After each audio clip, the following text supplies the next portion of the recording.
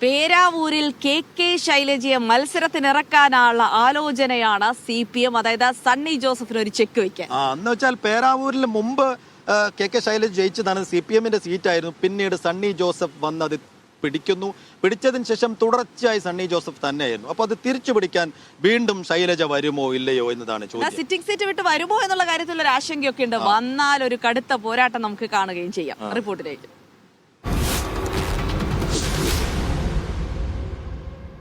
പേരാവൂരിൽ വീണ്ടും മത്സരിക്കുമെന്ന് KPCC president Sunny Joseph പ്രഖ്യാപിച്ചതിനു പിന്നാലെയാണ് കെ ശൈലജയെ സ്ഥാനാർത്ഥിയാക്കാൻ CPM ആലോചന തുടങ്ങിയിരിക്കുന്നത്.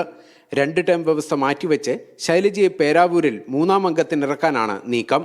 ഇതിലൂടെ 2011 പേരാവൂരിൽ സണ്ണിയിൽ നിന്നേറ്റ പരാജയത്തിന് തിരിച്ചടി നൽകാൻ ശൈലജയുടെ വർദ്ധിച്ച ജനപ്രീതി കൊണ്ട് സാധിക്കുമെന്നാണ് പാർട്ടിയുടെ വിലയിരുത്തൽ.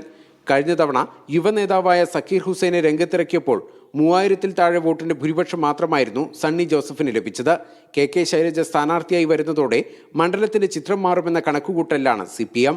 നിയമസഭാ തെരഞ്ഞെടുപ്പിലെ 6-ാം പോരാട്ടത്തിൽ KPCC പ്രസിഡന്റായ സണ്ണി ജോസഫിനെ അട്ടിമറിക്കാൻ ശൈലജയ്ക്ക് സാധിച്ചാൽ അത് ജില്ലയിൽ LDF-ന് മുതൽക്കൂട്ടാകും. എന്നാൽ സ്വന്തം തട്ടകമായ മട്ടന്നൂർ വിട്ടുപോകാൻ ശൈലജയ്ക്ക് താൽപ്പര്യമില്ലെന്നാണ് വിവരം.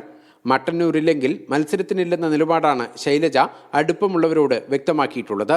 1996-ൽ കൂത്തുപറമ്പ് മണ്ഡലത്തിലായിരുന്നു ശൈലജയുടെ കന്നി അംഗം. 10 വർഷം കഴിഞ്ഞ് പേരാവൂരിലെത്തിയ ശൈലജ സിറ്റിംഗ് MLA AD മുസ്തഫയെ പരാജയപ്പെടുത്തി.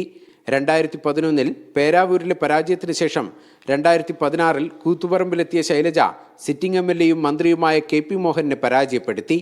RJD LDF-ൽ തിരിച്ചെത്തിയതോടെയാണ് കഴിഞ്ഞ തെരഞ്ഞെടുപ്പിൽ ശൈലജ മട്ടന്നൂരിൽ മത്സരിച്ചത്. ബിജീഷ് ഗോവിന്ദൻ, മീഡിയ 1, കണ്ണൂർ.